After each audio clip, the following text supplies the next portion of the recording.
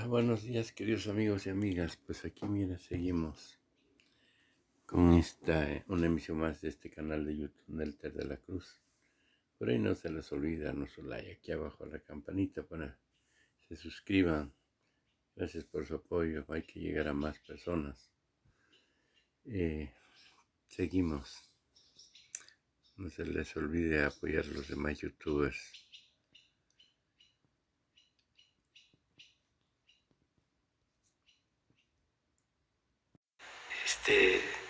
Limpiando de corrupción el gobierno en lo que nos corresponde a nosotros. Y en cuanto a la petición, la voy a ver y se le va a dar respuesta. Muchas gracias, presidente. Y luego tú, porque sí, ya.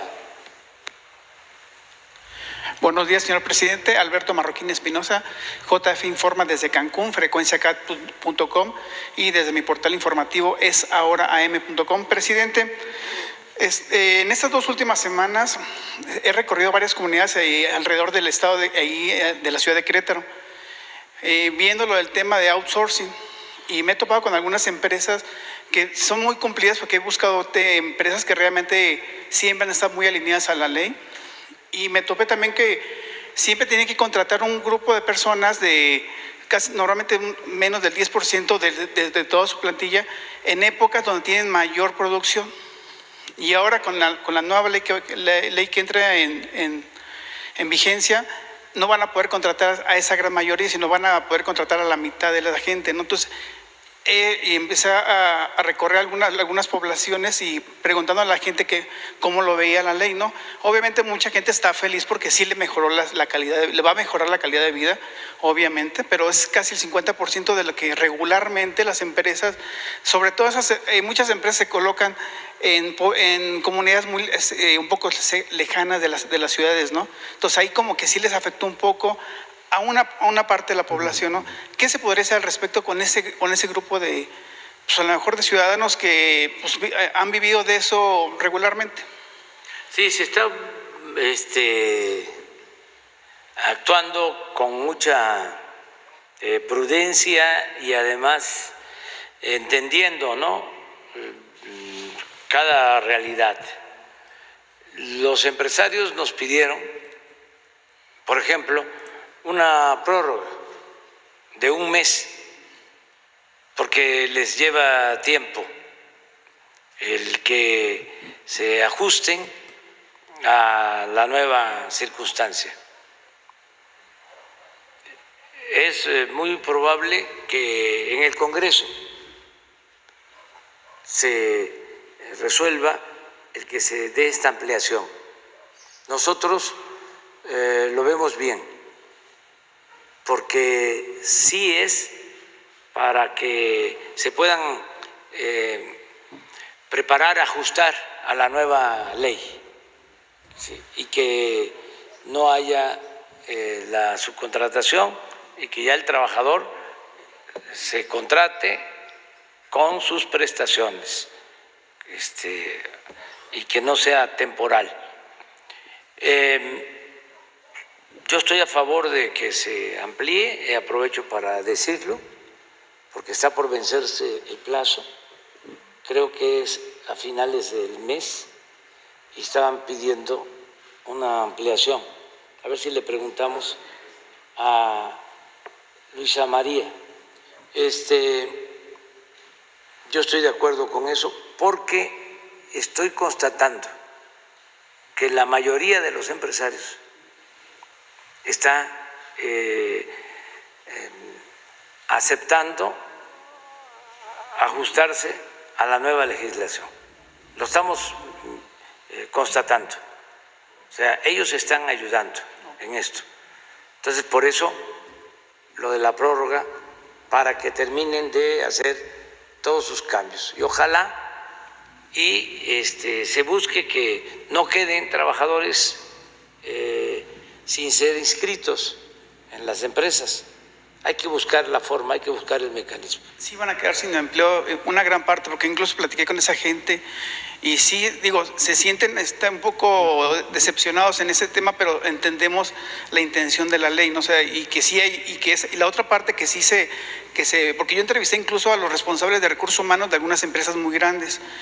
Y pues ellos también se toparon con eso, que la gente ilusionada les decía que, pues, que si los iba a contratar, que ya eran personas hasta adultos mayores, y ellos se quedaron así, pues ya no, o sea, ya no se va a poder, tenemos que escoger, y gente que sí ya se le va a dar una plaza prácticamente. Pero van a terminar contratándolos, porque hace falta la fuerza de trabajo. Sí, Estamos creciendo y van a requerir de los trabajadores. Y ya no se puede estar en una situación de informalidad donde se contrataba al trabajador por 3, por 6 meses, se les despedía sin ningún tipo de prestación. Ahora es distinto. Además se abusaba ya.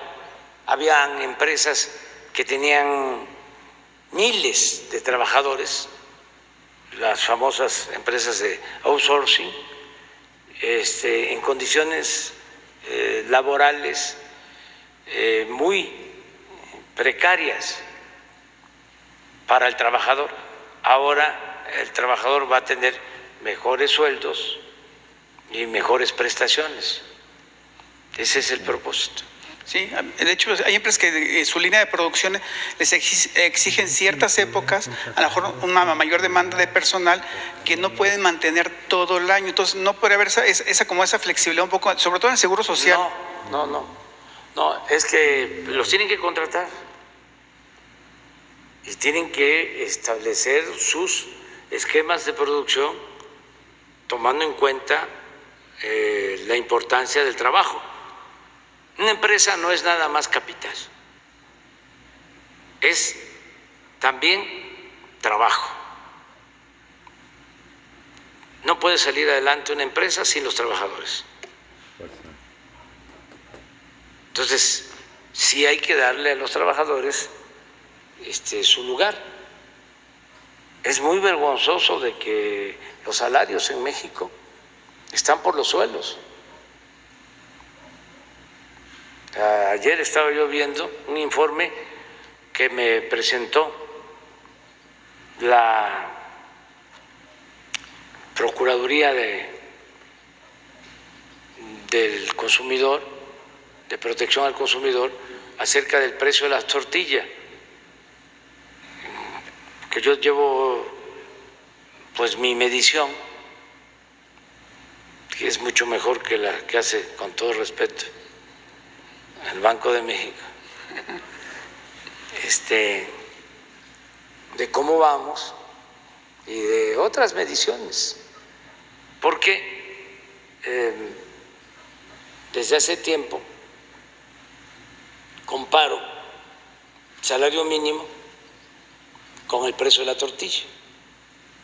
Entonces, cuando llegamos al gobierno, alcanzaba el salario mínimo para 6 kilos de tortilla. Hace 25 años alcanzaba para 50 kilos de tortilla. Nada más para que tengamos una idea de lo que significó el modelo neoliberal, que todavía hay quienes aplauden, porque a ellos sí les fue muy bien, pero a la mayoría de la gente muy mal. Bueno, hemos aumentado el salario mínimo como nunca en 30, 40 años. Se ha aumentado.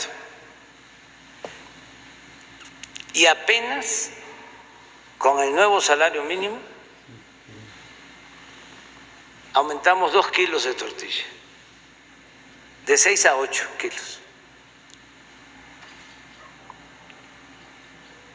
Claro, ya no se viene cayendo, ya está levantando, pero imagínense, en términos reales casi ha aumentado el 50% el salario mínimo, y eso solo ha significado tener capacidad de compra para 2 kilos más de tortilla. De 6 kilos de tortilla de un salario mínimo en el 18 a 8 kilos de tortilla. Así mido cómo vamos. Entonces, el salario perdió muchísimo y todas las prestaciones. Es una vergüenza saber que el salario mínimo en Guatemala, en Honduras, en El Salvador, es más alto que el salario mínimo en México. Entonces, las empresas han estado ayudando, porque esta reforma legal se hizo de común acuerdo con las empresas. Por eso ahora que plantean lo de la prórroga, yo di mi punto de vista de que se tratara en el Congreso y que los legisladores lo analizaran, pero que yo sí creo que debe de darse esta prórroga de un mes. No sé si ya tienen la información. Para septiembre. ¿1 de septiembre? Es hasta el 1 de septiembre. Para que ese administrador de recursos humanos de esa empresa o de esas empresas, sí, pues le piensen cómo hacerle. Sí. En otra pregunta, señor presidente, hay un movimiento social denominado Abre mi Escuela, que está presionando a las autoridades para que se dé el regreso a clases presenciales en el próximo ciclo escolar. En Quintana Roo, por ejemplo, difundieron un video en donde propietarios de colegios particulares exigen al gobernador Carlos Joaquín el retorno a clases. ¿Qué postura tiene el gobierno federal sobre este tema? Porque si bien es cierto que hay ese tipo de exigencias, también hay muchos padres de familia que están en contra del regreso presencial cuando aún estamos en pandemia y sobre todo ahorita con esta nueva cepa que anda circulando en México. Bueno, pues yo soy partidario de que se regrese a clases, de que a finales de agosto regresemos a clases, porque ya no es posible, no es conveniente que se continúe con las clases a distancia. Necesitamos pensar en los niños, necesitamos pensar en los adolescentes, y no solo cuidarlos, que hay que hacerlo para que no se contagien, sino cuidarlos también emocionalmente, y la escuela es fundamental. Es necesario el que regresen los niños a la escuela. Es la mejor terapia para todos. Desde luego, no es por la fuerza, nada por la fuerza, todo por la razón y el derecho, pero este es un punto que yo voy a defender. Una vez también lo digo, yo estoy a favor de que se regrese a clases. Está creciendo, no mucho, pero sí hay contagios. Sin embargo, no hay riesgos mayores para los niños, para los adolescentes. Se puede tener un buen control. No debe de ser ese el pretexto, la excusa. Hay quienes se oponen a todo lo que hacemos, y yo también les diría, porque son muy dados algunos a poner de ejemplo lo que pasa en el mundo, de cómo en otras partes se hacen las cosas bien. Bueno, nuestro país en el mundo es de los que ha cuidado más el que no regresen los niños y los estudiantes a las aulas, a la escuela. En el mundo, casi todos los países tienen abiertas sus escuelas. A ver si mañana vemos cómo está el mundo en cuanto a la educación. Y nosotros somos de los países en que más tiempo hemos mantenido cerrada la educación presencial. Eso no es bueno. Ya no podemos seguir con las escuelas cerradas. Y tenemos que aplicarnos todos, madres, padres de familia, maestras, maestros, dirigentes sindicales, autoridades municipales, estatales, el gobierno federal. Tiene instrucciones la secretaria de Educación de que se inicie ya el plan, ya comenzó el plan para que no tengamos ninguna limitación y podamos a finales de agosto abrir las escuelas. Van a salir no sé cuántas cosas. Primero de que, bueno, lo de que no hay vacuna para los niños. Hay que contestar eso. No se requiere la vacuna. Lo ideal sería que todos nos vacunáramos, hasta los niños, pero apenas se está haciendo en el mundo y está demostrado de que los niños tienen mucho menor riesgo si son atendidos. No tenemos tasas de mortalidad por pandemia, por COVID, de alta en niños que hayan perdido la vida, en jóvenes. Pero hay que contestar eso primero. Luego, si se tiene control en las escuelas y se da un caso que aísla, mientras se termina de padecer la enfermedad, el contagio, pero que las escuelas continúen. Luego, de que están muy sucias las escuelas y hay algunas vandalizadas, ya estamos echando a andar un programa para limpiarlas, arreglarlas y que estén en buen estado. Es que las escuelas no tienen agua.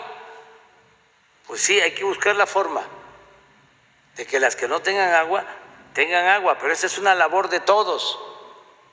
Pero lo básico es la educación, que no es la educación lo que nos permite desarrollarnos en lo individual, en lo personal, que no es la educación el fundamento para el desarrollo de los pueblos. Entonces todo eso es puro discurso, pura demagogia,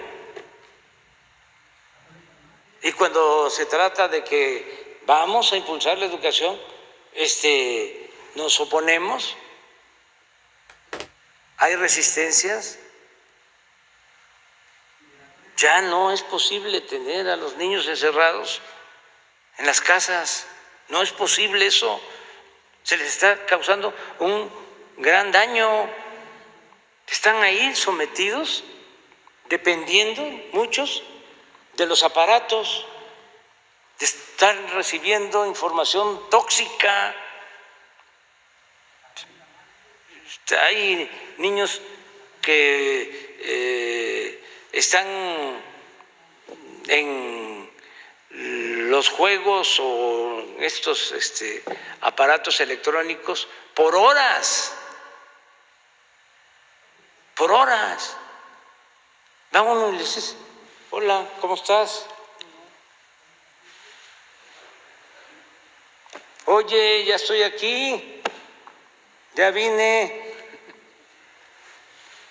Espérate, hasta le pueden decir a uno una grosería, ¿sí? Porque están compulsivamente.